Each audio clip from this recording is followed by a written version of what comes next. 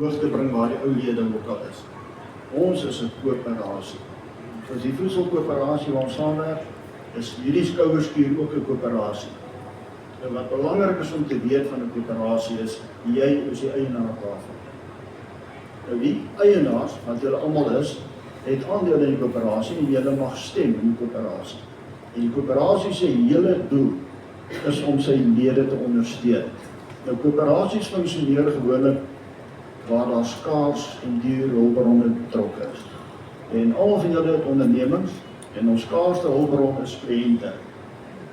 So die binnekant van skouerskuur koöperasie is ons oogmerk om kliënte te deel.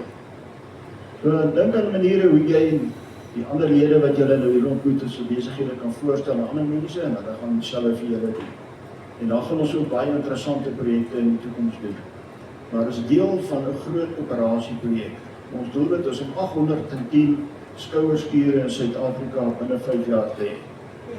Dis ons doelwit. Baie welkom, ek hoop julle geniet dit. Dankie.